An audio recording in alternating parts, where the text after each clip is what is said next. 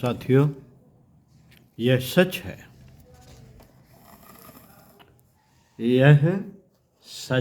है कि संकल्प के अभाव में शक्ति का कोई महत्व और मूल्य नहीं है।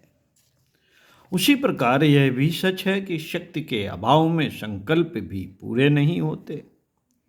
केवल संकल्प करते रहने वाला निरुद्यमी व्यक्ति उस आलसी व्यक्ति की तरह कहा जाएगा जिसके अपने पास गिरे हुए आम को मुंह में रखने की कोशिश नहीं करता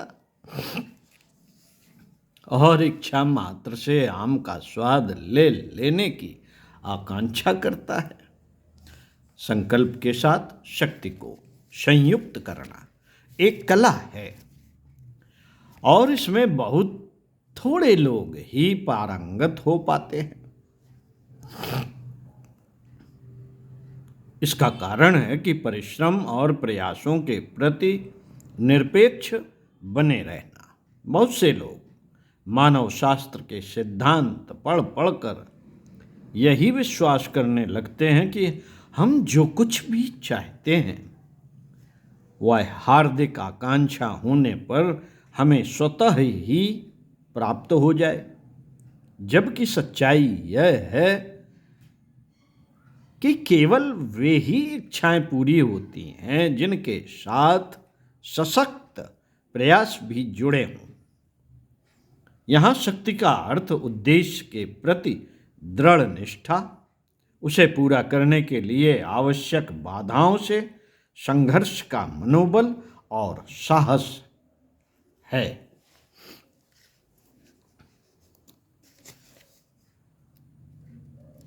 इसके बिना संकल्प कभी भी शक्ति नहीं बन पाते। उसके अनुसार मन के लड्डू भले ही तोड़े जाते रहें। शक्ति जो संकल्प की परिमाणदायक बनाती है, शक्ति जो संकल्प को परिमाणदायक बनाती है, उसे अर्जित करना एक साधना है। अपनी आकांक्षाओं को पूरा करने के लिए आवश्यक उत्साह ही उस साधना का नाम है। कभी न ठंडा पड़ने वाला उत्साह ही हमें लक्ष्य तक पहुंचाता है। पानी को भाप बनाने के लिए 212 डिग्री फ़ारेनहाइट तक गर्म करना आवश्यक है। 211.9 डिग्री तक पानी भाप नहीं बनेगा। साथियों, उसका एक निर्धारित क्वथनांक है और उस क्वथनांक पर पहुंचकर ही पानी भाप बनता है। उसी प्रकार उत्साह का भी एक उच्चतम आवश्यक स्तर है और उस स्तर तक पहुंचने के लिए पूर्व असफल होने की संभावना बनी रहती है। उत्साह में उस स्तर की अभिवृद्धि के लिए क्या किया जाना चाहिए और इस स्तर की अभिवृद्धि का क्या मापदंड है? लक्ष्य के प्रति ईमानदारी, भविष्य के प्रति आशापूर्ण दृष्टिकोण और मार्ग में आने वाली सभी कठिनाइयों से जूझने का साहस। संक्षेप में उद्यम, आशा और साहस, ये तीनों ही वे प्राथमिक कसौटियां हैं जिनके आधार पर अपने उत्साह को परखा जा सकता है और संकल्प के साथ शक्ति को संयुक्त किया जा सकता है। साथियों, निष्कर्षतः सफलता की प्राप्ति के लिए दृढ़ संकल्प के साथ उद्यम, आशा और साहस का होना आवश्यक ही नहीं, अनिवार्य भी है। अन्यथा ख्याली पुलाव के अतिरिक्त और कुछ भी प्राप्त नहीं और कुछ भी प्राप्त नहीं होगा। उपयुक्त और उच्च स्तर के साधन जुटाने के लिए लोग इंतजार करते रहते हैं और महत्वपूर्ण कार्य आरंभ करने के लिए सोचते रहते हैं कि जब आवश्यक साधन जुट जाएंगे तब उसे प्रारंभ करेंगे। समुचित साधन जुटने की प्रतीक्षा में बैठे रहना इस संभावना का ही आभास देता है कि शायद वह कार्य कभी प्रारंभ न हो सकेगा। ख्याल करते रहने के स्थान पर आवश्यकता उस कार्य में जुट पड़ने की रहती है। स्वल्प साधनों से भी प्रबल साहस के सहारे बड़े बड़े महत्वपूर्ण काम किए जा सकते हैं। इसके अनेकानेक प्रमाण उदाहरण इतिहास के पृष्ठों पर भरे पड़े हैं। उन दिनों हवाई जहाज नहीं चले थे। उन दिनों हवाई जहाज नहीं चले थे साथियों। हाइड्रोजन गैस के गुब्बारे उड़ने लगे थे। उन्हीं में बैठकर लोग आकाश यात्रा का आनंद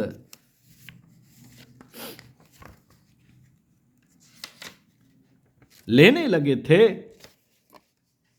फ्रेंच वैज्ञानिक प्रोफेसर चार्ल्स ने ऐसा पहला गुब्बारा सन 1783 में उड़ाया था। इसके बाद उसकी क्षमता और आकृति में क्रमशः और सुधार होता गया। इस उपलब्धि से प्रभावित होकर कुछ साहसी लोगों ने यह व्यवस्था की कि इन्हीं गुब्बारों में बैठकर उत्तरी ध्रुव की यात्रा की जाए और वहाँ की समुद्री, भूगोलीय तथा आकाशीय परिस्थितियों के विवरण से सर्वसाधारण को अवगत कराया जाए। आकाश यात्रा के लिए ये गुब्बारे, जिनका विकसित रूप जेपलिन था, काम चलाऊ मान लिया गया। बहुत प्रयत्न करके अमेरिकी सरकार से एक पुरानी धुरानी पनडुब्बी मांग ली गई। उसका नया नामकरण किया गया नॉटिलस। इन साधनों के सहारे ध्रुव प्रदेश की अति कठिन यात्रा पूरी कर सकना उन दिनों एक प्रकार से असंभव और जान जोखिम में डालकर उठाया जाने वाला खतरा ही कहा गया था। तो भी कुछ दुस्साहसी लोगों ने उसकी योजना बना ही डाली और उसे पूरी करके ही रहे। मित्रों, उस योजना के संचालक थे जर्मनी के एक डॉक्टर उल्स्टीन। उन्होंने सारे साधन जुटाए। एक उड़न गुब्बारा जेपलिन इस कार्य के लिए विशेष रूप से बनाया गया। उसमें कुल 56 आदमी सवार थे, 40 चलाने वाले और 16 अनुसंधानकर्ता। गुब्बारा एक फुटबॉल के मैदान के बराबर ऊंचा एक गिरजाघर जितना था। उसमें खटोले जैसे लटके होते थे। यात्री उन्हीं पर बैठते थे। बैठने के कमरे को एक बड़ी गुफा कहा जा सकता था। उसकी छत पर गैस के गुब्बारे टंगे होते थे। गैस को बनाने तथा नियंत्रण रखने तथा दिशा देने के लिए उसमें 5 यंत्र लगे थे। रस्सों और छड़ों के सहारे पहले उसे झटका देकर आकाश में उड़ाया जाता था। पीछे तो वह अपने आप ही मंथर गति से उड़ने लगता था। मित्रों, लेक कॉन्स्टेंस से